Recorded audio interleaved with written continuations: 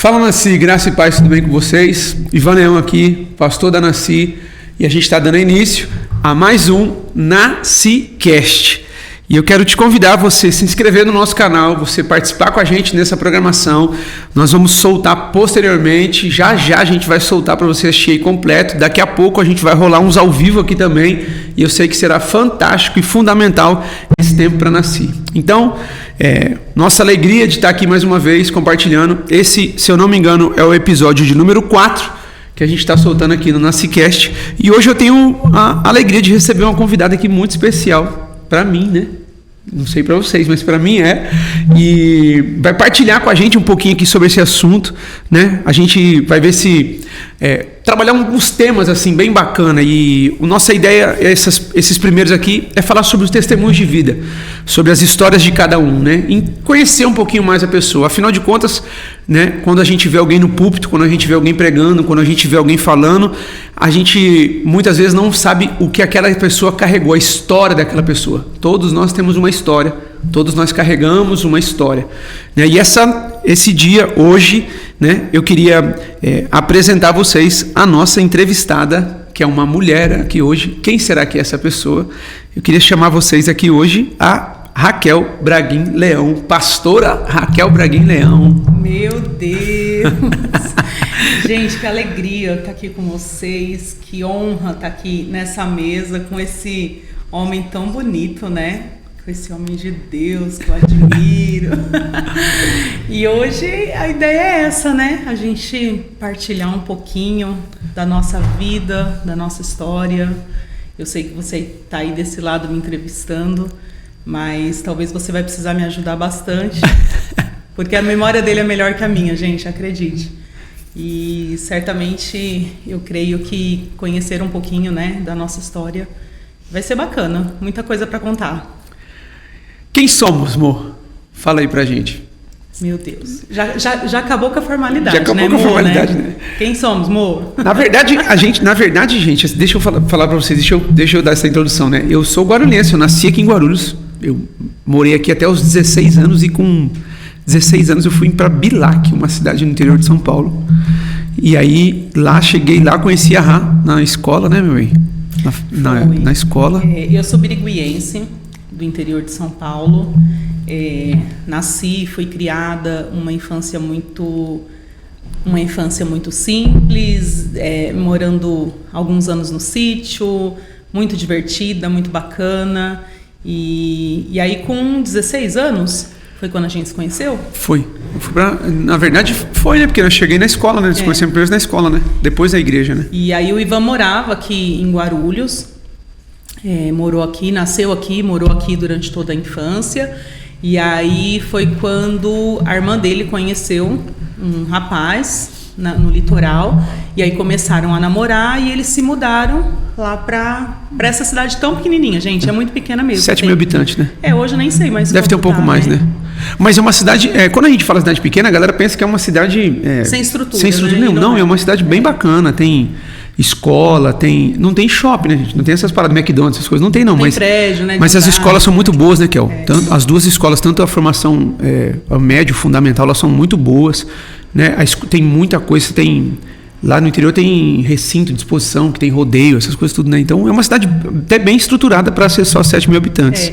E quando eles foram conhecer essa cidade, né? Meu sogro e minha sogra foram conhecer essa cidade, eles gostaram muito. Meu futuro, né, marido da minha cunhada morava lá, então eles se mudaram. Aí quando eles se mudaram foi quando a gente se conheceu. Que aí o Ivan entrou para estudar na mesma sala que eu. E aí, por ser uma cidade pequena, a igreja, né? Ele começou a frequentar a mesma igreja que eu. Então o vínculo ali, o círculo de amizade se tornou o mesmo. E ele, lógico, se apaixonou por mim, né? Meu pai vai se achar.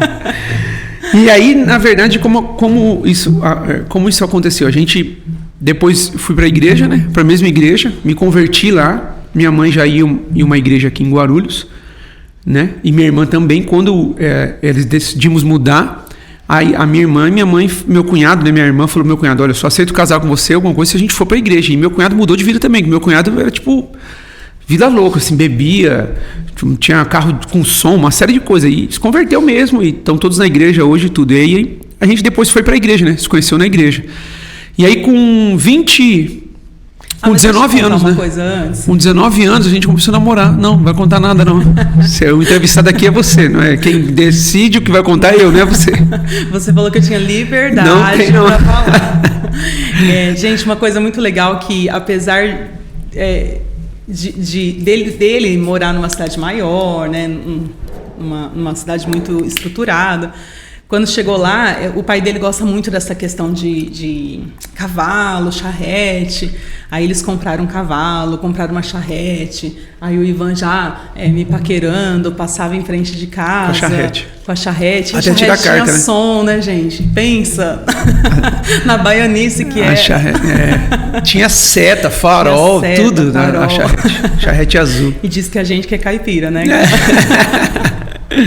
Mas o Ivan sempre foi uma pessoa muito divertida, muito simpática, é muito agradável, né? Era muito agradável estar com ele. Hoje ele tá mais bravo.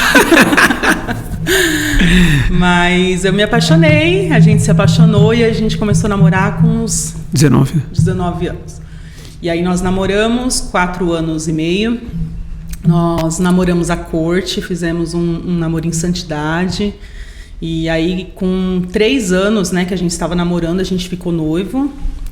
E aí, ele decidiu vir embora, porque a tia, os parentes dele continuavam aqui. E veio mesmo em busca de uma vida melhor, de um salário melhor, né? Eu estava fazendo já faculdade de engenharia, ele estava fazendo de análise de sistema.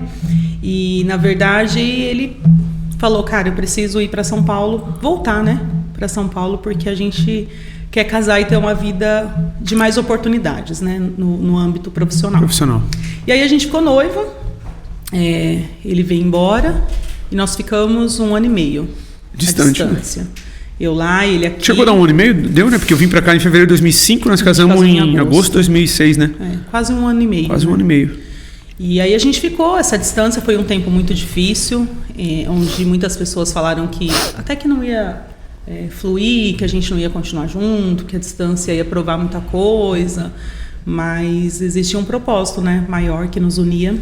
E aí a gente, em 2006, nos casamos, viemos embora, 5 dias depois do nosso casamento, e começamos aqui, gente. Não foi fácil, foi um tempo muito difícil para mim, né, principalmente por conta de toda a adaptação, e ficar longe da família, dos amigos, começar uma nova vida, uma nova rotina, foi um tanto quanto desafiador. Desafiador, né?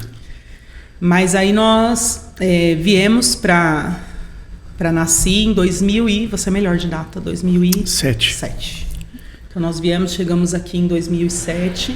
Tinha uma semana de inaugurado, né? Tinha uma semana de inaugurado. A gente veio a um convite de um amigo, né? Foi. Que falou, olha, vocês precisam conhecer uma igreja que abriu e tal. E aí a gente veio e aí a gente não conseguiu sair mais, né? Foi.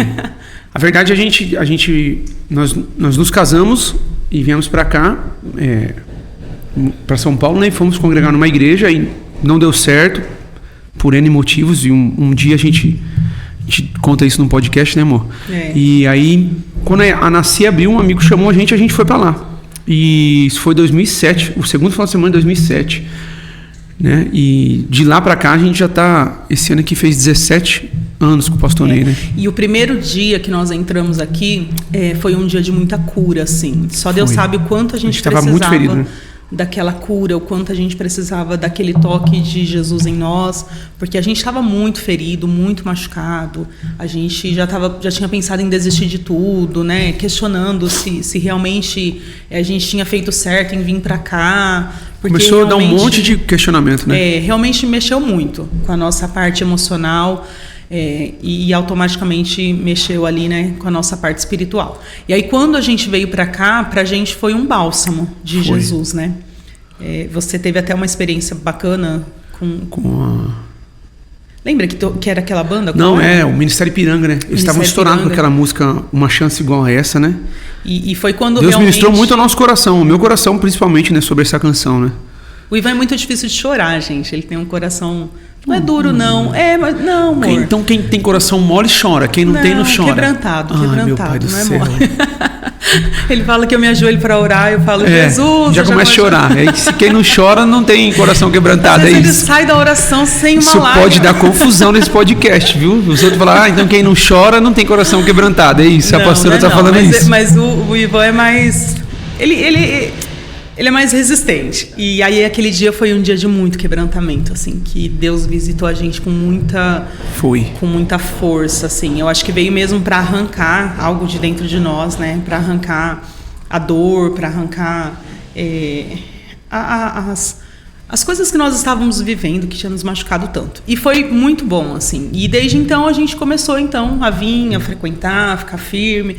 E aí muitas coisas aconteceram, né, meu bem? A gente foi se levantando, tivemos gabinete com os pastores. Isso foi 2007, né? Foi um momento, assim, de muita cura na nossa vida, né? Esse finalzinho de 2007, né? Isso foi, a igreja inaugurou em junho, e de junho a dezembro, assim, foi muita cura, assim. Deus deu muita cura na gente. E aí, em 2008, a pastora André criou, na época, era Rede Jovem, né? Era Rede Jovem o nome da rede, e convidou a gente para trabalhar com ela na Rede Jovens. Nessa época, eu já servia na sonoplastia, e a Rafa fazia algumas coisas, ajudava no teatro, né? Algumas coisas assim, né, de teatro, som, né? Ajudava na letra, essas coisas junto com a gente. Né, colocava que era TV na época. A gente estava na diaconia também, não estava? Diaconia. A gente fazia várias coisas nessa época. No início da igreja, então a gente acabava fazendo uma série de coisas. Tantas coisas ali. E aí a pastora convidou a gente para servir com ela nos jovens. A pastora liderava os jovens e a gente era da equipe dela, né? E aí, depois de um tempo, eu não lembro assim, consigo mensurar assim quanto tempo foi, mas meses assim, né, amor? Acho que meses, né? Seguinte, ela chamou a gente, falou, cara, eu vou dar um desafio para vocês, que é liderar os jovens e tal. E aí a gente começou a liderar os jovens. Foi bem no início de 2008. Você é melhor de data do que eu. Eu não lembro, assim, eu também não lembro assim precisamente a data qual foi, mas foi meados do início de 2008 ali. E aí ela passou pra gente os jovens e a gente começou a liderar os jovens, né? E aí começou a nossa conexão com a chamada, né, o ministério. E assim, só voltando um pouquinho, né, amor? Desde a minha adolescência, eu me converti com 13 anos. E desde então, eu sempre senti, assim, esse impulso por pregar a palavra, por ministrar. Com 13, 14 anos, o pastor já me dava oportunidade para eu pregar na igreja. Você já pregava em encontro, né? Pregava em encontro. Então, isso se acendeu muito cedo em mim. Só que quando tudo foi acontecendo, eu acho que eu me feri demais, me machuquei demais, e aí eu dei aquele passo para trás. Quando nós assumimos os jovens, o Ivan ficou muito mais à frente disso, no sentido de pregar, né? Eu gostava muito dos bastidores, gostava muito ali do atendimento, de cuidar das vidas, das estratégias, dos cultos, das coisas, mas em questão de pregar, você... acabou fluindo muito mais. Me desenvolveram mais, né? Eu já não pregava, né? E isso foi muito bom, né, meu bem, para você, porque você não tinha essa experiência, né? De pregar, Tanto é que quando a gente assumiu, você falou assim, pastor, e agora, né? Foi. Perguntei para ele, falei, pastor, e agora o que eu faço? Aí ele falou, vai orar de madrugada e ler a Bíblia. Então fica uma dica. Foi um chacoalhão. Quer pregar? Vai orar de madrugada e ler a Bíblia. Quer pregar? Não tem segredo, gente. Vai orar de madrugada e ler a Bíblia. De madrugada, vai ler a Bíblia, que eu tenho certeza que Deus vai te encher. E assim nós chegamos a Nasci, né? Chegamos em 2007, começamos a servir em vários ministérios, porque a igreja tinha acabado de começar. Depois entramos para... Quando a gente foi liderar os jovens, só ficamos nos jovens e eu no som, né? Foi só os dois ministérios que eu fiquei e a Raquel ficou só comigo nos jovens. E foi um tempo incrível. Muito assim, legal, né? Hoje a gente olha para trás e vê... Foi uma grande escola para as nossas vidas, assim, porque era tudo muito intenso, era uma equipe muito bacana, a gente fazia as reuniões e... tinha muita coisa, né? A gente fez... Nós fizemos aqueles flash mob, a gente fazia flash mob, fazia evangelismo com dado, uma série de coisas. Fizemos eletro, na época a gente chamava Jump, né? Fizemos Eletro Jump, que era festa de música eletrônica. Cara, fizemos noite do rock. No meio da comunidade. No meio da comunidade. Fizemos festa do rock, festa de rock, né? Fizemos festival de inverno, a gente fazia. Nossa, fazia muita coisa. E nesse meio tempo, a gente servindo na igreja e tal. E a Sara veio nesse período, né, meu bem? Foi, a Sara nasceu. A gente liderava os jovens, foi quando eu engravidei. E a nossa primeira filha, Sara, que hoje tem 13, ela veio nesse período e cresceu ali, né? Junto com a galera, com a bagunça. De madrugada ficava ali enquanto a gente fazia decoração. O primeiro congresso era... A Sara tinha 6 meses de vida, né? O primeiro congresso dos jovens, né? Já dormiu no púlpito. Ela dormiu no púlpito, foi. Cara, foi assim, algo sobrenatural, assim. Foi muito fantástico. Muito fantástico. A gente viveu, assim, muita coisa bacana, né? Hoje a gente fala, né, que para cada pessoa é um tempo, né? A gente fala direto isso, né? Acho que hoje a gente não conecta mais em liderar os jovens, coisas como a gente viveu naquela época, né? Até o Samuca hoje era da nossa equipe na época, né? Que é muito bacana, muito legal. E muita coisa foi fluindo acerca disso. E aí, um determinado momento, servindo ainda nos jovens, né? Isso foi 2014. A gente foi fazer uma viagem para o interior. Era um feriado em abril, acho que 21 de abril, acho. Né? A gente foi fazer uma viagem para o interior e o pastor Ney, naquela época, era Nextel ainda, né? E aí, nessa época você trabalhava com a Faville, na DHL ainda, né? E aí a gente estava indo, eu estava indo pegar a Raquel na Castelo Branco, ela deixou as malas todas prontas, com a Sara no carro, e eu estava indo pegar a Raquel em Alphaville. De lá a gente já ia para o interior, porque para ir para Bilac é pela Castelo Branco, né? E aí, indo para lá, o pastor me chamou no rádio e falou, no Nextel, e falou: Ivan, tá indo para Bilac? Eu falei: tô, pastor, tô indo, tô na Castela aqui, vou pegar a Rá e tal. E ele falou assim: quando voltar a gente conversa. Cara, o pastor manda falar, é igual hoje usar, o pastor mandar uma mensagem, falar no final do culto, a gente fala, você nem cultua, você fica falando o que ele quer falar, né? O que foi que eu errei? Morrendo de medo. Morrendo de medo. Eu falei: pastor, o senhor acabou com o meu feriado. Aí ele falou assim: não, Ivan, é bênção, fica em paz, não tem nada de errado não, é bênção e tal. E aí a gente foi, quando retornamos, nós sentamos com ele, e aí ele falou pra gente que ia ordenar a gente ao ministério pastoral, né? Que via essa chamada na nossa vida e tal, e falou uma série de coisas e falou: vocês têm, falou para mim, né? Falou: você conversa depois com a Raquel, e falou: você tem a escolha, nós vamos ordenar vocês ao ministério, que seja para ficar liderando os jovens, pastoreando os jovens, ou vocês podem aceitar o desafio de pastorear a igreja no Pimentas, que nessa época aí, em 2014, a igreja tinha 1 ano de vida no Pimentas. E aí eu falei: pastor, eu vou falar com a Raquel e eu te falo. E ele falou: fala com ela, e aí a gente volta a conversar. Aí nós nós 4 e bate esse papo. Aí cheguei em casa, conversei com a Rá tudo, ela falou: não, Van, eu aceito, né, a chamada, até porque é uma promessa na minha vida, né? Com 7 anos, né, meu bem, você ia uma igreja e um pastor... Eu tenho uma tia que ela me levava desde criança, assim, numa igreja, em que ela ia numa igreja metodista. E eu lembro que o pastor de lá, ele me via assim, e ele sempre falava: você é uma pastora. Mas eu nem tinha dimensão do que era isso, né? Eu não venho também de uma família pastoral, então nem era cristã, ia porque ela me chamava, mas não era nem de uma família, na verdade, cristã, porque eu fui a primeira a me converter em casa. E aí ele falava isso, eu não tinha nem dimensão do que era isso, mas Jesus já sabia, né? O Espírito Santo já sabia. E quando a gente chegou também na igreja, que a gente teve um gabinete, né, com o pastor Ney. Foi. Eu lembro que ele atendeu a gente contou. Bem no início bem uns 15 dias depois que a gente chegou, né? Ele nos atendeu, a gente falou de tudo que aconteceu, por que a gente estava vindo para cá. E aí a gente falou: pastor, se o senhor quiser, a gente dá o telefone do nosso pastor lá do interior, né? Porque realmente ele nos conhece. Eu já estava na Igreja Batista lá em Bilac há 10 anos, quando a gente se casou e veio para cá. E aí eu falei: eu te dou o telefone de lá para o senhor saber mais a respeito da gente e tal. E aí ele abaixou a cabeça, assim, é como se... uma voz tivesse falado com ele, né? O senhor tivesse falado com ele. Né? E aí ele falou assim: não, eu não preciso que ninguém me fale quem são vocês. Ele falou: o Espírito Santo já está me falando quem são vocês. E ele falou: eu não sei se aqui ou se em outro lugar, mas daqui a uns 5 anos, acho que ele falou. 5 a 7 anos vocês vão ser pastores. Então aquele temor começou a crescer dentro do nosso coração, né? Porque nunca foi algo que a gente almejou. o nosso desejo sempre foi servir, né? Sempre foi... E a gente sempre, desde que a gente se converteu, a gente é assim. A gente está envolvido nas coisas, a gente gosta de fazer, a gente gosta de pôr a mão na massa. Tinha encontro de casais quando a gente era solteira, a gente ia para servir. Né? Então a gente sempre gostou disso. Arrumava os cabos de som, arrumava os microfones. Servia na cozinha, né? Servia na cozinha. Onde colocava, a gente amava servir. Cuidava das crianças, era tio do infantil. O Ivan pegava uma pá de pedreiro para dar aula, porque falava para as crianças, vocês não ficar quietos, eu vou arrebentar vocês. Era tipo bem simpático.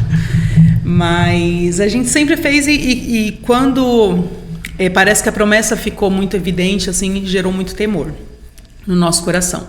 Mas aí quando o Ivan falou sobre isso, existia uma coisa só que me prendia bastante, que era o meu trabalho.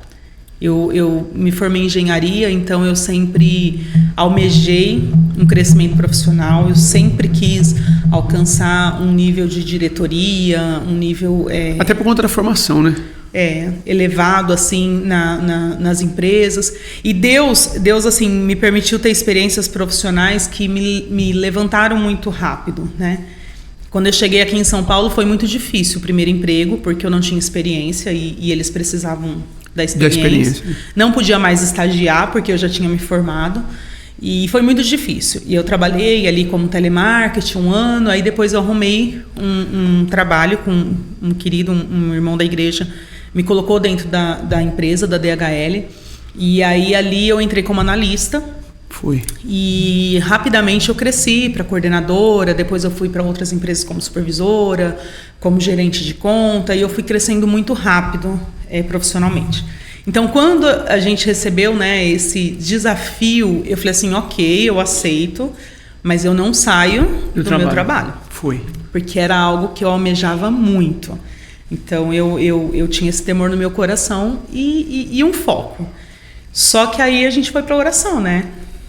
A gente precisava da resposta do pastor Ney. Não, e aí a conversa também foi o seguinte, né? Você falou, eu aceito o pastoreio, né, ser pastora, ser ordenada ao ministério, mas eu não quero pastorear a igreja, né? Você falou, a gente vai ficar nos jovens.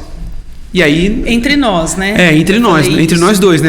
Ela falou, pra mim, em casa ela respondeu, não, Van, a gente aceita o ministério pastoral e tal, mas a gente não vai aceitar ir pra igreja não, a gente vai ficar pastoreando os jovens. E aí a gente foi pra essa conversa, né? Aí sentamos nessa conversa, quando a gente sentou nessa conversa, você não conseguiu falar não, e aí acho que é melhor você contar essa parte aí. Aí o pastor Ney falou, né? E aí, gente, vocês conversaram, oraram, e aí o pastor Ney, a pastora André, eu e o Ivan, aí o Ivan falou assim, conversamos, pastor, eu vou deixar a Rafa falar. E aí eu comecei a falar, agradecendo eles, né? Por tudo que a gente tinha vivido até ali, pela confiança, por eles acreditarem em nós, porque, né, a gente chegou tão ferido e tal. E aí eu falei, mas eu não... E travou aí, né? E aí eu travei, mas eu não... E aí, de repente, eu falei, mas eu não posso fugir daquilo que Deus tem pra mim. Comecei a chorar. Aí o Ivan olhou pra mim assustado, tipo, não foi isso que a gente combinou, né? Não foi isso que você falou pra mim. Porque eu acho que foi um impulso do Espírito Santo e também a responsabilidade de falar assim, cara, Deus fez tanto por mim até agora, quem sou eu pra falar não, né?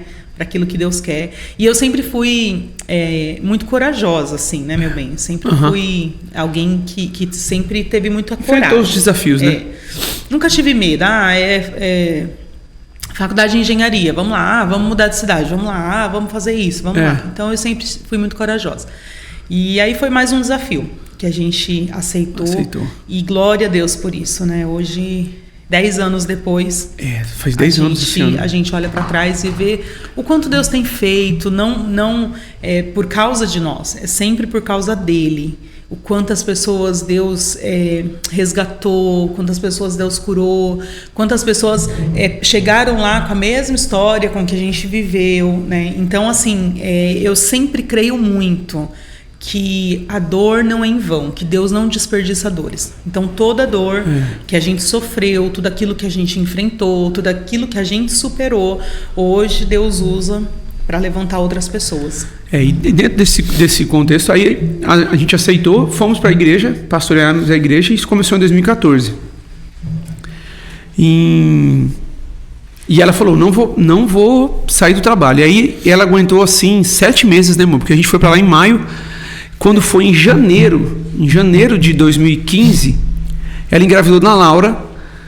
E aí ela falou, eu vou sair fora do trabalho. Na verdade, eu não tinha vou pedido, acho que em dezembro, para eles me mandarem embora. Mas tinha um lance de dissídio, né, e tal. Aí eles falaram, a gente não pode mandar por causa do dissídio, então espera até, acho que era fevereiro, né? Aí foi quando em janeiro eu descobri que estava grávida da Laura. E aí a Laura nasceu em setembro de 2015 e nisso a gente já estava no ministério juntos e tal, né? A Sara nasceu aqui em São Paulo, a Laura nasceu lá em Birigui por conta de custos, tal. A maternidade lá é mais em conta, né? A gente estava sem convênio na época, né, amor? Tinha acabado de fazer. E aí deu tudo essa viravolta assim na nossa vida, né? Viemos para São Paulo, para área profissional, para tipo assim ganhar dinheiro, construir uma família, ter recurso financeiro e viemos atrás assim. Eu sempre falo assim, né? A gente veio atrás de dinheiro e nos encontramos com Jesus, né? Com propósito, né? A gente veio atrás do dinheiro e nos encontramos com propósito, né? E aí engatamos e começamos a igreja. Em 2017 nós viramos o ano e bem no início do ano, assim, cara, dia 17 de janeiro, tivemos um problema com a nossa casa lá, uma construtora derrubou o muro do fundo da casa, do condomínio, né, que é o... Eles estavam construindo no terreno do fundo. Do lado, né, no terreno do fundo, e derrubou esse muro e... Cara, e um tumulto foi assim, Defesa Civil interditou, tira as coisas da casa. Desmoronou por baixo da nossa casa. Aí toda aquela correria, fomos morar de aluguel, o cara não pagou aluguel, e uma série de situações aí que também cabe num outro podcast, porque é muita coisa esse assunto. E dentro dessa turbilhão de coisas que a gente está vivendo em 2017, né, Kel? A gente tinha lá na Avenida Bom Clima, tinha Manhã com Deus, né? Que hoje é de sábado, lá era as terças-feiras, né? Que a gente tinha Manhã com Deus. E uma Manhã com Deus dessa acabou, e o pessoal falou, pastor, a gente quer ir orar na tua casa e tal, e vamos orar lá na tua casa. Eu falei, vamos lá. E aí fomos uma série de profetas que a pastora André tinha trazido na Manhã com Deus, fomos orar lá em casa, e aí nós começamos a orar, né? Em casa. E até porque a gente estava vivendo essa questão da casa, então, né? De despejar a gente, assim, né? Que o cara não pagou aluguel, né? E hoje a gente fala muito resumidamente, assim, muito superficialmente, mas foi algo que nos causou muita dor, né? Muito sofrimento. Porque imagina você tá dentro da sua casa com a sua família, que teoricamente é o seu lugar seguro, e de repente tudo que você tem e tudo que está dentro da sua casa é colocado em xeque, porque assim, pode desmoronar e tudo por água abaixo. Você não pode entrar e não pode pegar absolutamente nada. Então, quando aconteceu tudo isso, a Defesa Civil falou assim, entra, pega algumas peças de roupa, pega o documento e sai. Pega o que é importante, né? E sai.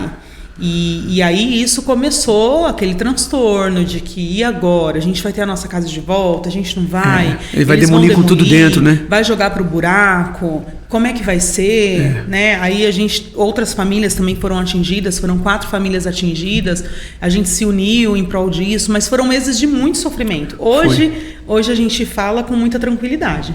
Mas foi um processo muito difícil. Quando esses profetas foram orar, eles foram mais por essa questão, né? Do que a gente estava passando, né? E da gente ter de volta aquilo que era nosso, né? Porque até então, cara, a gente perdeu a nossa casa, a gente perdeu a nossa segurança, a gente perdeu... Foi uma perda muito grande. E aí... Pode continuar, meu bem? Não, pode estar falando. E aí foi quando um profeta, um amigo... Ele falou assim... Foi 2 coisas, né? Primeiro a mulher falou assim, que você falava, a gente morava no sobrado, ela falava, eu não quero mais casa com escada. Aí ela falou, a sua próxima casa terá escada. Hoje a gente mora num apartamento que é 4 andares só e não tem elevador, né? E tem muita escada para nós subir, né? A gente mora no 3º, né? E aí foi também o Bispo Paulo que falou, né? Aí ele falou assim, eu vejo um calendário diante de mim.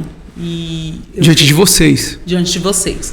E eu vejo o mês 9. Deus está falando, né? que no mês de setembro Algo vai acontecer que Haverá vai... uma resposta, vai mudar o nível de vocês. Vai mudar o nível espiritual de vocês. E aí a gente falou, uau, glória a Deus. Setembro a gente tem uma resposta, resolvido, né? Setembro a gente tem a nossa casa de volta, setembro a gente pode voltar para o nosso lar. E aí é onde começa um pouquinho do testemunho, né? De que Deus me permitiu escrever um pouquinho. Mas aí começa os nossos momentos de maior dor. E aí é engraçado porque, assim, quando você acha que você já viveu de tudo, é quando parece que Deus fala assim pra você, você não sabe de nada, né? Porque a nossa dor pela perda da casa parecia ser imensa. Irreparável, né? Mas quando a gente se deparou com uma situação de uma enfermidade, de um leito, de uma internação de 31 dias, de situações de vida e morte, de situações assim que você não tem absolutamente controle de nada, né? Aí começa a grande experiência com Deus, onde você fala assim, Deus, bens materiais eu trabalho, eu conquisto, né? Ainda que a gente tenha que dar um passo para trás, ainda que a gente tenha que perder para depois ganhar, a gente vai fazer isso. Mas aí começa 31 dias de bastante dor, de bastante sofrimento. Foi no dia do aniversário do nosso pastor, no dia 19 de setembro de 2017. Ela acordou, na verdade ela já foi dormir no dia 18 com um incômodo, né, amor? Eu tinha feito uma cirurgia e já tinha 22 dias que eu tinha passado por essa cirurgia. Não seria mais o problema de ser da cirurgia, né? Eu já estava recuperada, eu já tinha voltado às atividades da igreja, né, que eu precisei ficar alguns dias afastada, mas eu já tinha voltado, então já estava tudo bem, e aí foi quando eu comecei a sentir... desconforto, na respiração, né? Foi. E achava que era gases, né? Toma no Vital, toma não sei o que é gases. Porque era uma dor muito parecida, assim, né? E aí é engraçado porque como a gente quer arrumar, coisas, né? Todo brasileiro tem um pouco de médico, né? Médico e louco, todo mundo tem um pouco, já viu esse estado, né? E aí eu falei assim, não, vai lá, compra um remédio, gases, vou tomar. O Natan assistindo esse podcast falando, não, senhor. Automedicar-se, né? E eu fiz isso, gente, com muita ignorância, né? Fiz isso. E aí eu fiquei uns 2 dias ainda com falta de ar. Não, foi só um, né? Foi no dia 18 começou e no dia 19 você ligou na clínica, aí ligou pro médico 19, da cirurgia, né? E ele pediu para ir até o médico, né? O médico falou assim, olha, vai até o hospital, eles vão te pedir alguns exames, e aí você faz os exames e você entra em contato comigo. E assim eu fiz, fui para o hospital, já trocada para vir para o culto, porque eu falei, vou lá, faço o que tem que fazer, os exames, passo no médico, vejo o que é, e vou para o culto, e vai ficar tudo bem. E aí foi quando chegou lá, eu acho que eu fiquei lá umas 6 horas, né? Fui. Nós chegamos lá, era tipo 5 da tarde, Eu saí do culto, era 10h30, 10 horas, porque foi aniversário do pastor e não tinha... E o exame de todo mundo saía, e todo mundo era medicado, e todo mundo saía, ia para casa, e eu continuava lá. E aí foi quando o enfermeiro chegou com o exame, colocou esse exame no meu colo, e ele falou, o médico já vai te chamar. E aí eu abri esse exame, e aí estava constando lá, TEP, tromboembolia pulmonar, com derrame pleural. Derrame das pleuras. E aí eu comecei a chorar porque já chegaram com a cadeira de roda, né, amor? Ela já não anda mais. A enfermeira falou pra ela, você não anda mais, senta na cadeira de roda, e uma série de coisas, né? E aí me levaram para dentro da sala do médico, aí o médico falou, por que você tá chorando? Eu falei, porque eu sei o que eu tenho. E ele falou assim, não, ok. Ele falou, realmente é grave, mas a gente vai te levar para UTI. Já descobrimos o que é, né, amor? Já descobrimos o que é. Você vai ser medicada agora, nós vamos te levar para UTI e daqui 3 dias você vai para casa. E assim foi feito, né? Eles me colocaram, me levaram para a sala para preparar, para ir para UTI. Ali tira todas a aliança, a corrente, coloca a roupa do hospital. E ali já me aplicaram uma Clexane, uma anticoagulante, e já começaram o tratamento, e aí eu chorava compulsivamente, assim, porque é desesperador, né? Por mais que você fale, é 3 dias, mas ali... Por mais que você vê o médico falando, já sabe o que é, né? Por mais que... E aí foi, gente, aí foi quando entrei para UTI, era 00:20, mais ou menos. meia-noite e 40, uns 15, 20 minutos depois que eu já estava lá, eu senti uma dor muito forte, que era como se fosse uma dor de um infarto, assim, de uma pontada aguda muito forte no peito, assim, no coração, na parte do pulmão. E foi muito, muito terrível, assim. E aí entra toda a batalha espiritual, entra a batalha emocional, porque você fica desestruturado emocionalmente. Aí entra a batalha de quem está aqui fora, né? Eu, naquela questão, não pude despedir das minhas filhas. A Sara estava com 8 e a Laurinha com 2 e 6. 2 e 6. A Laura ia fazer 2 anos, né? A Sara devia estar com 7, mais ou menos. 6,5 ela tava. E aí entrou toda essa questão, gente. Aí fiquei, resumidamente, assim, né? 31 dias internada. Fiz 4 cirurgias. E daí a gente descobriu que era uma parada... como é que fala? Quando vem de família? Genética, né? É da minha genética. É genética dela. E depois disso tudo, a gente descobriu, só que foram assim, 31 dias de muita coisa. Foi 4 cirurgias, né? Que foi uma de implantar um filtro de veia cava, depois tirar esse filtro pela aorta aqui em cima, né? Fazer o exame para colocar os drenos no pulmão. Ficou 15 dias com os drenos? 10 dias com os drenos? Um 7, o outro 14. Um 7 e outro 14. Uns 7 e 10 dias foram. E um deles colou no pulmão. Gente, assim, tem muita coisa... Colabou, que eles falam, colabou, né? E aí quando puxou, não saía. Não saía tava, o dreno. Então foram períodos, assim, de extrema dor, né? Exames diariamente. Eu lembro daquele exame de gaso, né? Que gasometria, eles fazem, né? Que a agulha entra reta assim, né? E são exames de muita, muita dor, assim. Principalmente para quem já tá ali, já tá fragilizado, já tá, né? Com o corpo muito, muito sensível. Então foi realmente momentos de bastante dor. Eu lembro de uma dessas cirurgias que eu fui fazer. Era uma cirurgia muito simples, gente, muito simples. Talvez você esteja assistindo, você é da área da saúde, você é médico e você vai entender o que eu estou falando. Era uma cirurgia de colocar um filtro de veia cava mesmo. Ele é como se fosse um guarda-chuvinha que eles colocam, porque aí eles tinham que me deixar sem o medicamento para fazer a cirurgia do pulmão, para fazer outra cirurgia, para colocar os drenos, né, que era uma cirurgia um pouco mais delicada. E eles colocam por uma seringa, né, e aí esse guarda-chuvinha, ele infla, assim, ele incha, ele abre, e aí ele impede de que qualquer trombo passe por ali enquanto eles estivessem em medicamento. Então, é realmente uma cirurgia muito simples, assim, é coisa de 20 minutos, 30 minutos já tá ok. E quando eu fui para o centro cirúrgico, eu lembro que o Dr. Rafael, ele falou que ia ser simples, e eu estava ali conversando com ele, e eu falei assim, doutor, o senhor falou que não ia doer, mas está doendo muito. E aí ele ainda brincava comigo, ele falou assim, deixa de ser mole, Raquel. Ele falou, isso não dói não, você está exagerando. Eu falei, doutor, tá doendo muito. E aí ele terminou a cirurgia e me mandou para UTI. Que é normal, né? Padrão da cirurgia, né? E no trajeto... Que eu já estava na UTI.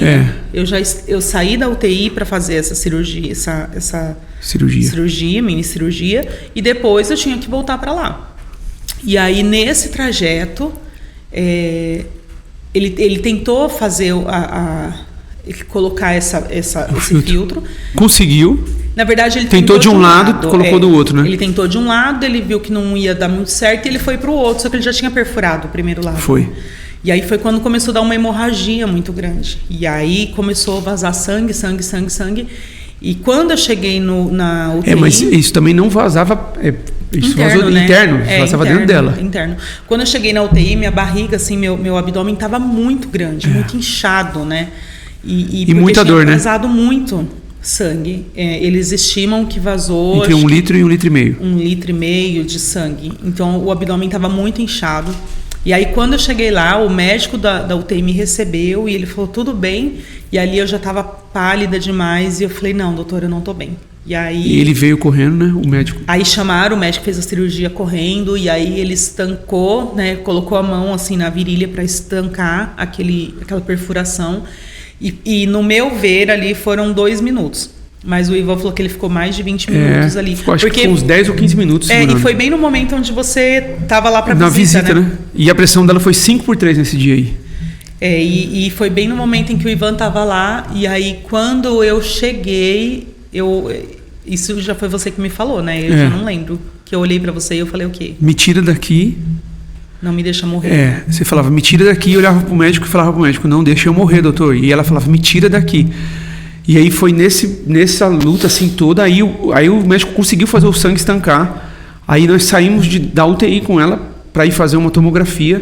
E nesse trajeto da tomografia, pra você ter ideia, a rodinha da maca, ela gritava por conta só da rodinha, não tripidava. Era muito assim, tranquilo empurrar a maca. E ela gritava de dor por conta disso. E aí fizemos a tomografia, aí viu que tinha se estancado mesmo a hemorragia e tal, mas que ela tinha 1,5 litro de sangue dentro dela. E aí no outro dia, na visita de manhã, o médico falou, se seu organismo não absorver, nós vamos ter que cortar o seu abdômen, uns 15 centímetros assim, e tirar esse sangue daí de dentro. A sangue frio. Ele, né? Porque a anestesia sangue não ia frio, pegar, porque a anestesia não ia pegar. E aí começou todo esse negócio. E foram muitos processos. Aí depois dessa cirurgia do pulmão, que tirou os filtros e tal, volta para tirar esse filtro de veia cava, que era pela aorta aqui em cima, pelo pescoço, que ele falou, não, Raquel, isso é 30 minutos, foi 3h30 de cirurgia, não saía, o filtro não achava, andava pelo corpo, né, Kel? E quando ele fez a primeira vez para inserir, é sem anestesia, sem nada, né? E aí, quando foi para tirar... Eles dão anestesia, né? Eu até chamei o chefe dele, né? Eu falei, pelo amor de Deus, eu queria que o senhor estivesse me sedasse, né? Porque eu fiquei insegura, né? Eu falei, tá achando ali, o erro é médico. Aí eu chamei o chefe... né? Tive a oportunidade de pedir, né, para que o chefe ali daquele médico estivesse junto. Ele falou, Raquel, fica tranquila, vai estar uma equipe médica junto. É muito simples, é muito rápido, é sem anestesia. Eu falei, doutor, por favor, me dá anestesia, deixa eu dormir. Eu falei, porque eu não quero ver nada. Ele falou, tá bom, eu vou te dar um soninho para você dormir. E aí começou 30 minutos também, né? Foi. Os prometidos 30 minutos. Que virou 3h30. E aí, durante eles tirando isso, acabou a anestesia, eu acordei e eu ouvia eles falando, né? O filtro tá andando. Não tá falando nomes de veias, né? Puxa a perna tal, tá no coração, foi para não sei aonde, Passou pelo pulmão agora, não Passou pelo pulmão. E eu comecei a falar, né? Que eu estava acordada, porque na verdade, como era aqui, né, eles estão na parte de cima, eles não tinham visto. E eu sei que me sedaram de novo e eu voltei a dormir. Mas para quem está do lado de fora é muito desesperador, né? Tanto gente, o hospital, o clima de hospital, né, para quem está dentro, para quem está fora, para quem está em casa, que no caso meus pais ficaram cuidando das crianças. Para ninguém é fácil, gente. Minha mãe, né, veio para ficar, me visitar e eu vi o sofrimento dela. Não conseguia ficar, né? Não podia ficar, né? Então, gente, é muito dolorido, é muito sofrido isso tudo, né? E, por fim, vencemos os 31 dias, ela saiu, né? E uma coisa só que eu queria pontuar, né? Que... existia uma febre que me visitava, né? Depois que você saiu, né? E, gente, foram tantos processos, assim, sabe? Não, tinha a febre que era do pulmão, né? Da cicatrização do pulmão, que não achava onde era, né? E aí um enfermeiro achou, né? Quando tirou, estava infeccionado, todo né? melado. Teve a questão dessa questão de tirar o dreno. Teve a questão de, tá um pouquinho melhor, volta pro quarto. Não, piorou, volta pra UTI. Né? Eu lembro de mas assim, engraçado que em tudo isso, Deus tem os seus propósitos, né? Deus tem os seus planos.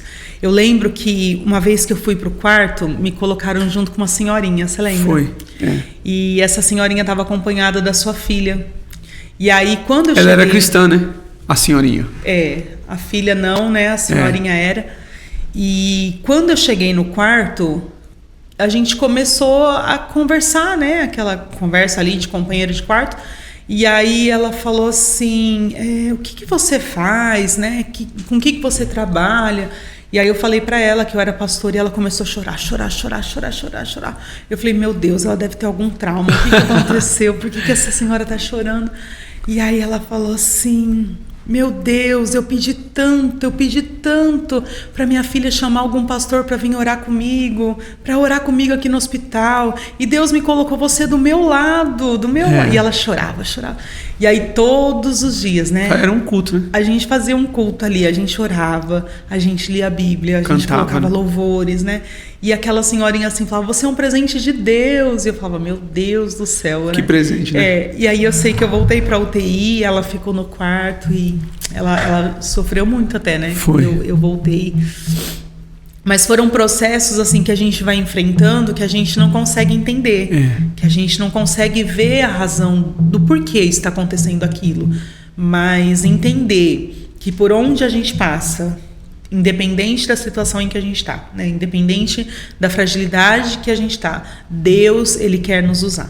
Deus, Ele quer usar a nossa boca, usar o nosso testemunho, usar a nossa força. Deus quer nos usar. Então, o que eu percebi durante todos esses dias que eu estive ali é que sempre Deus mandava alguém para que eu pudesse falar, sempre Deus mandava alguém para que eu pudesse orar, sempre Deus salvava alguém.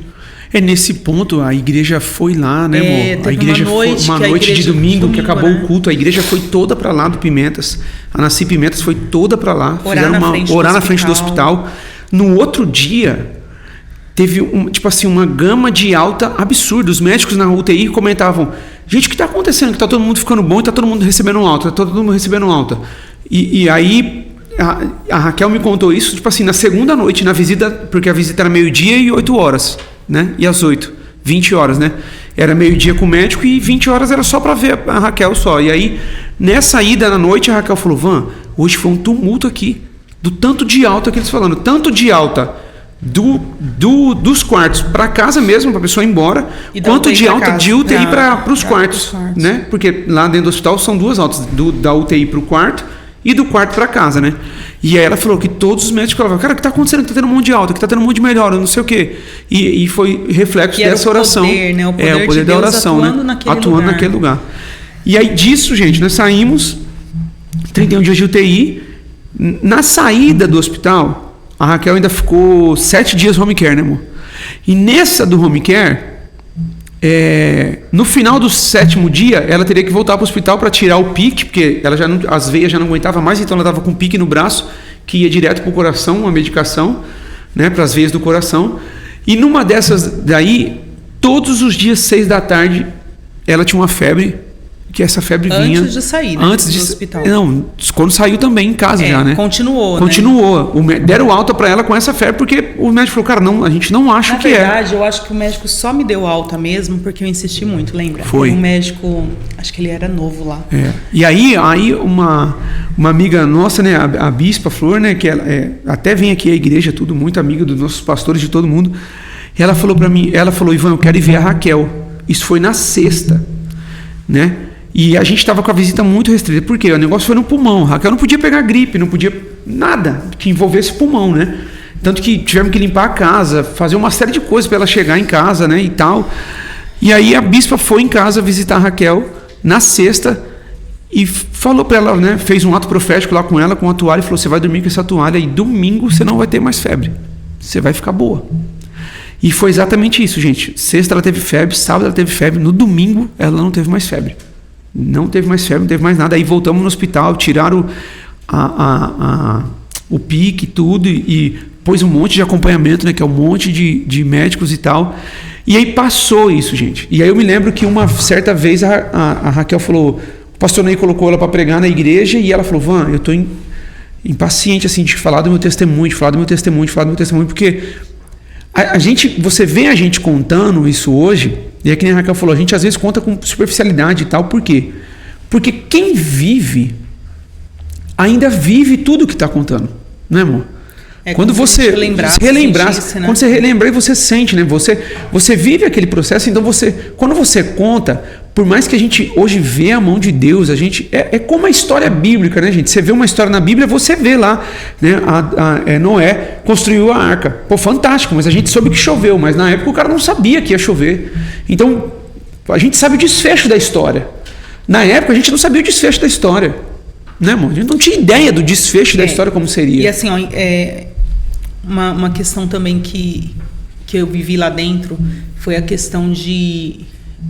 eu até falei isso domingo aqui, né? Eu ficava num leito, numa cama, onde ficava de frente para uma lousa, onde os médicos colocavam... A medicação, né, das pessoas, o horário, uma série de coisas, né? E ali eles colocavam, todos os dias tinha um óbito lá. Então eles colocavam óbito, leito tal, óbito, leito tal. E era uma batalha tão grande na mente que Satanás falava assim todos os dias. E, gente, não era pensamento, era uma voz maligna que me visitava todo dia, falando assim, ó, a próxima é você. A próxima é você. Então, é difícil para quem vive isso, porque não é só uma batalha física, é uma batalha espiritual. A pastora Andréia teve um sonho com ela.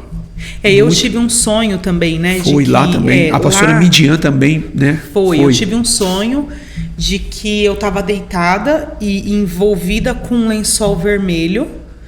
E nos meus pés, assim, tinham várias cabeças que se mexiam, que se movimentavam.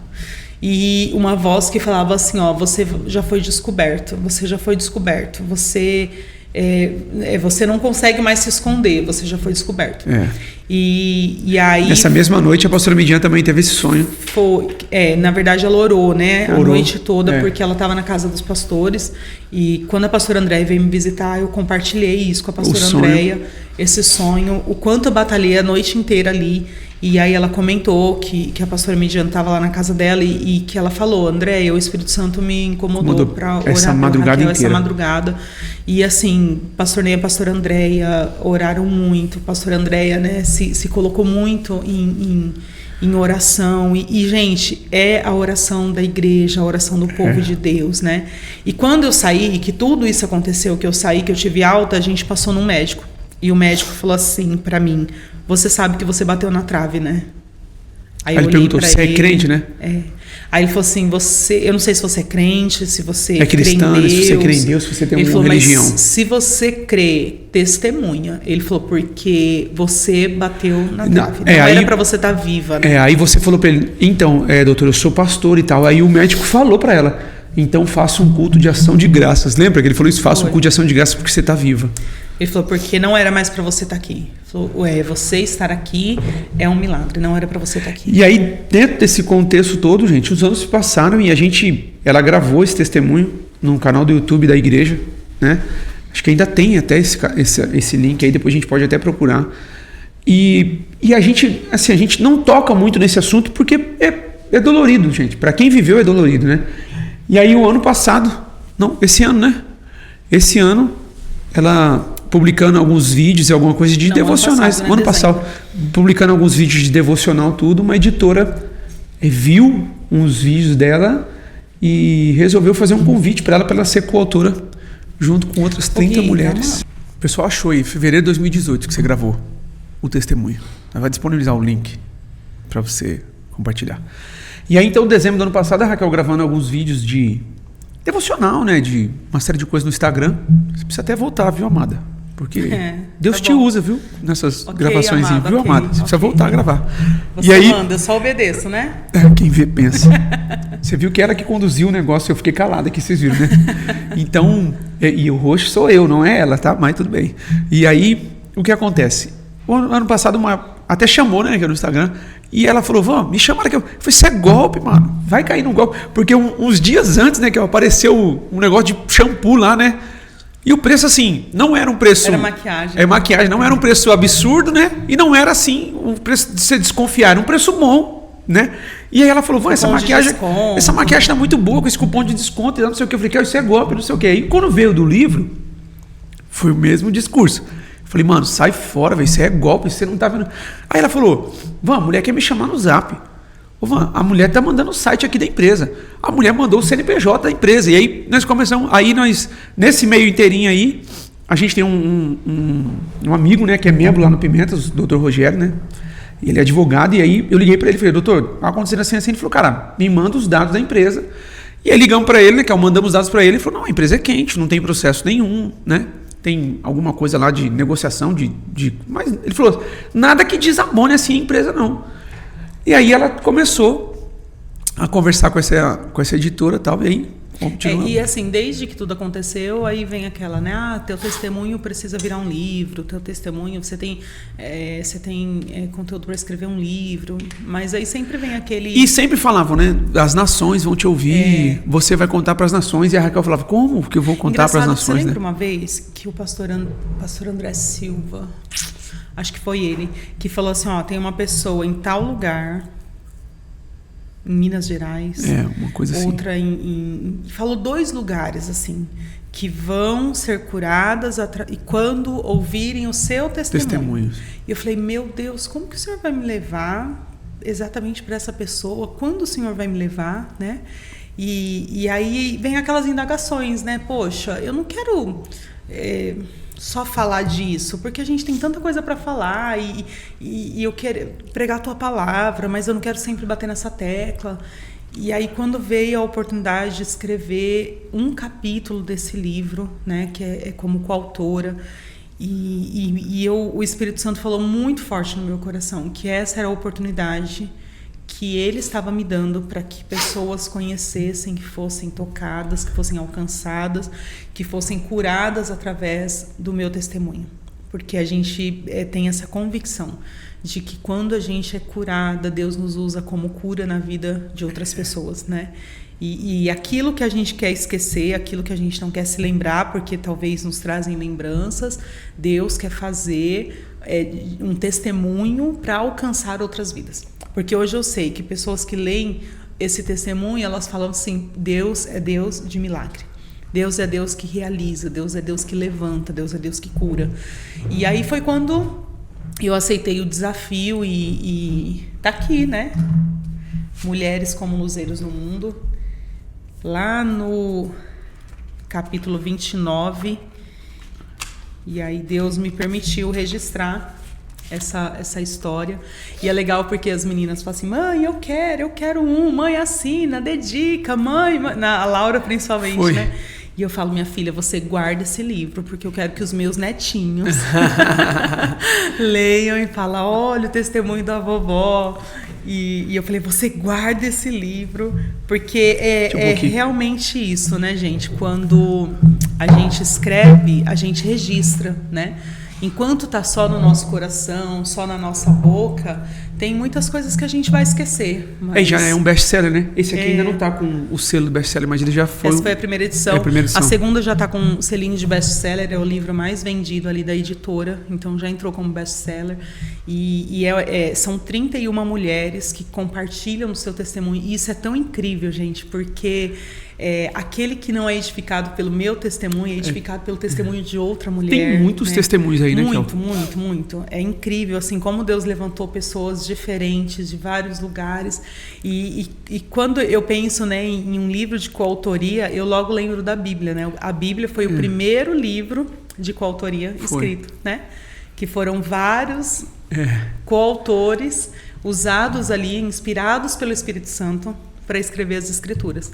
Então é um livro que tem edificado muito, que a gente tem ouvido muitos testemunhos. Eu recebi uma foto de uma mulher hospitalizada ali com a roupinha do hospital, lendo, e aí a pessoa falou para mim, olha, essa mulher está sendo curada pelo seu testemunho. E isso não tem preço, sabe? Não é uma questão de comércio, não é uma questão de venda de livro, não é nada disso. É cumprir o propósito pelo qual o Senhor nos permitiu viver, né? E eu sei que eu de verdade não gostaria, né, meu bem, de que a gente vivesse mais nada tão difícil, mas a gente está aqui para aquilo que Deus quer fazer.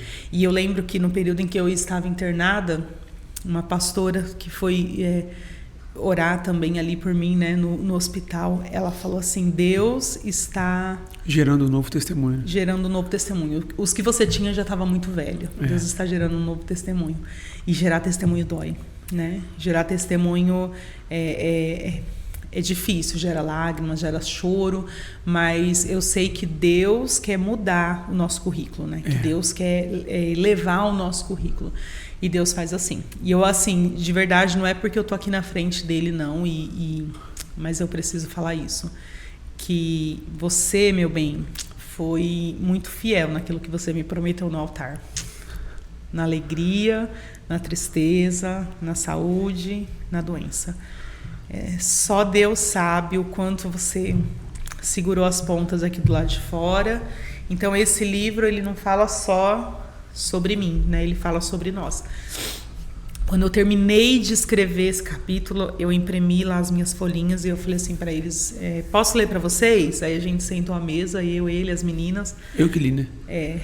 Aí ele começou a ler e ali foi relembramos tudo, né? Foi um chororô e foi muito, muito bom, porque as meninas também verem isso Elas eram muito pequenas, né? Não tinha muita noção. Eu lembro da Laura, né? Tem um vídeo da Laura, né? Mãe, mãe! É tão lindo aquele vídeo, né?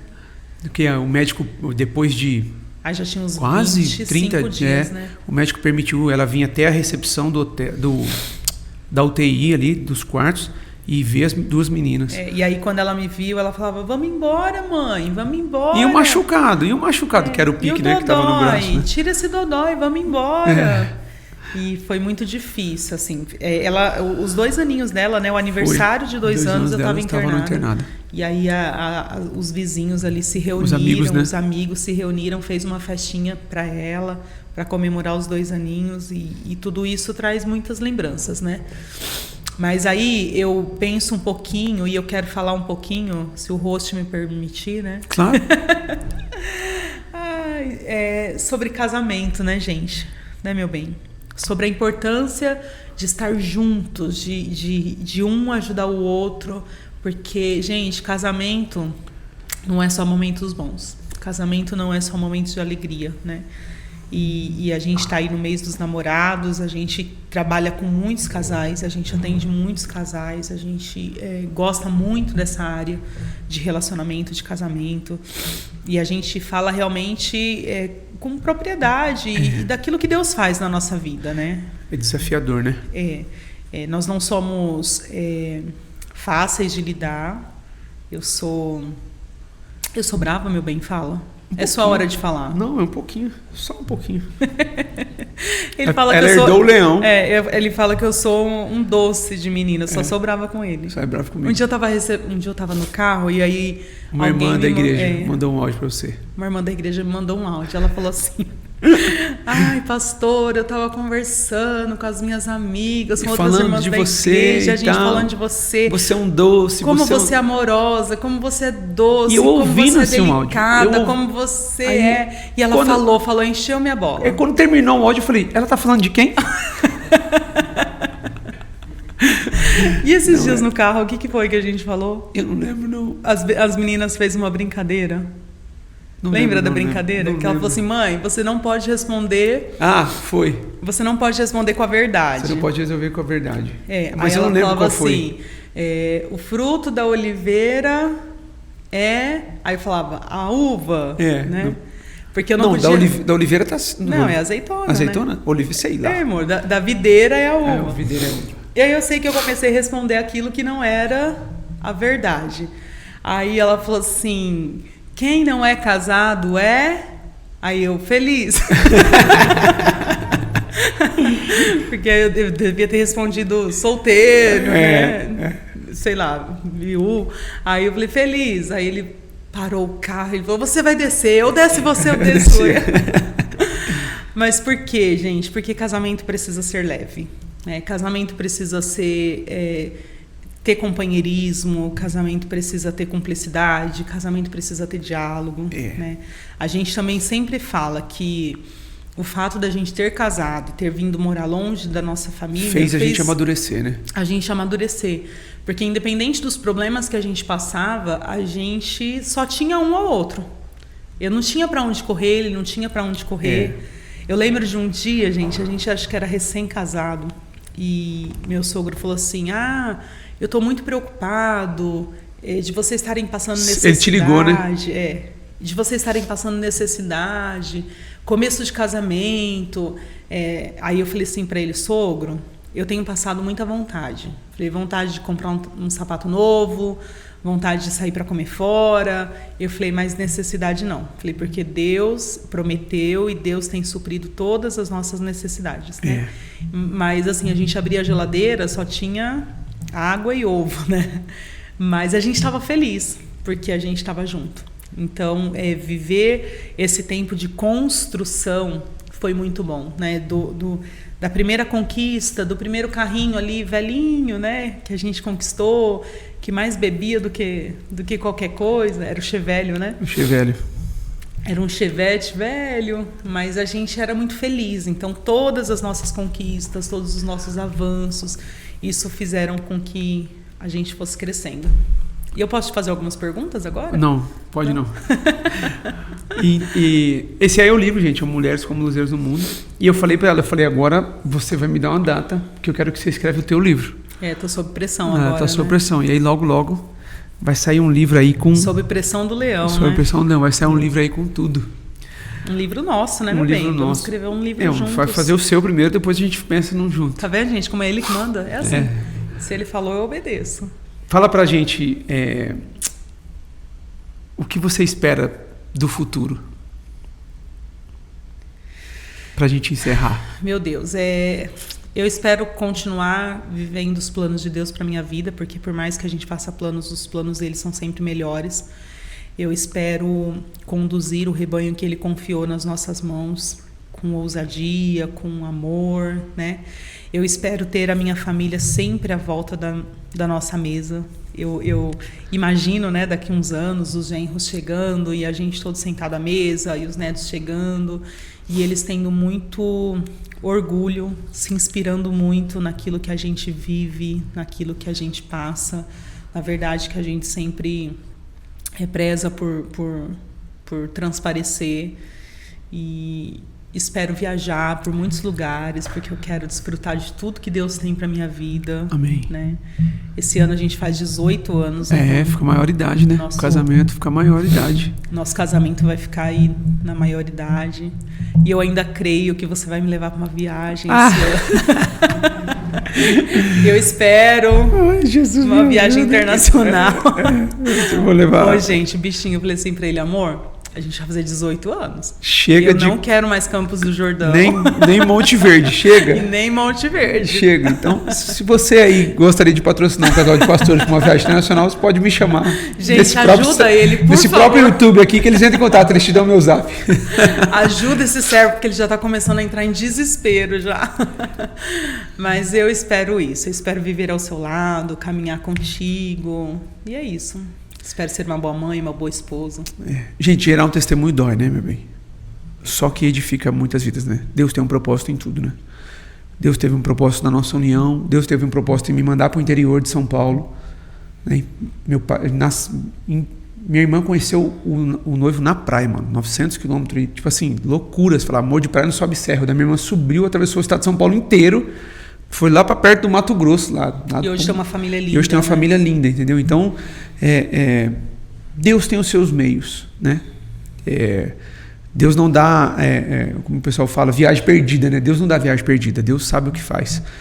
E eu sou grato a Deus por poder desfrutar da vida ao teu lado e celebrar contigo essa conquista. Eu quero dizer aqui que você pode voar para onde for, porque eu serei sempre seu porto seguro. Então, se precisa de alguém para te impulsionar, eu estou aqui. E sempre que você precisar aterrissar, eu estou aqui também para te segurar. Então, voa, mulher como luzeiro do mundo, você é uma.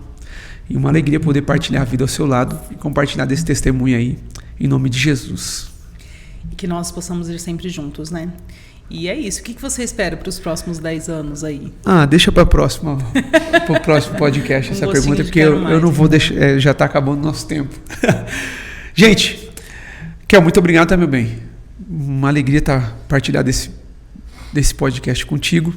E a gente marca outros depois para falar sobre ministério, para falar sobre filhos, para falar sobre uma série de coisas. Gente, a gente não tem um relacionamento perfeito. A gente tem um casamento saudável, né, meu bem? Isso é uma verdade. Baseado Pastor Ney sempre ensina a gente isso. né? A igreja tem o casamento saudável e isso é uma verdade. O nosso casamento não é perfeito, ele é saudável. Tem dias que eu tenho vontade de enforcar ele. Eu também. Mas a vontade, como dizia a nossa mãe, né? Dá e passa, né? Vontade dá e passa. Mas o que nos une é muito maior do que aquilo que nos separa, né? Isso então aí. a gente precisa sempre entender isso, caminhar. Então, muito obrigado por ter ficado com a gente aí até o final. Espero ter agregado em você, né? E gerado em você um sentimento e entender que a dor é o sussurro de Deus, né, meu bem? Deus não despreza dores. Deus não despreza aquilo que você está passando. Então, Deus te abençoe aí com esse podcast, que você seja edificado. Compartilhe esse link aí com a galera, curte, deixa um comentário, deixa sugestão aí nos comentários. Pô, pastor, convida alguém, convida fulano, convida, né? Semana que vem, né, tem uma outra pastora que virá com a gente aqui para falar também do testemunho dela. Já está marcado. Né, a gente vai dar uma sequência aí para falar sobre alguns testemunhos das pessoas para vocês verem os bastidores da vida por detrás, né? Porque como eu disse aqui no início, todo mundo tem uma história, né, meu irmão? Todo mundo tem uma história. Essa é um pouco da nossa história. Tem muitas outras histórias, né, meu bem? Na verdade, a gente contou 40 anos resumido em 40 uma hora, minutos, né? uma hora. Mas a gente poderia vir aqui um episódio falar só da nossa vinda para São Paulo, do tempo que a gente ficou pastoreando os jovens, né? Liderando os jovens, que a gente não era pastor. Tudo isso nos trouxe crescimento, amadurecimento. A gente pode vir falar só da queda da casa, né? Do tanto de coisa que nós vivemos, das promessas mas de eu quero que Deus falar de falou. coisa boa agora. Tech Pix. Tô brincando. Então a gente tem muita coisa boa pra gente falar e tem muito momento bom pra gente desfrutar. Então, fica com a gente aí. Com Deus, né? Tudo isso tem a ver com Ele, né? Só por Ele, né? Só por ele. Então fica com a gente aí, curte, comenta, compartilha. Segue a gente nas redes sociais lá, NasciCast, Nasci pra Deus. Segue a gente lá. E eu sei que Deus tem muito a fazer e vai te abençoar muito, tá? Beijo no teu coração. E não se esqueça, você nasceu pra Deus.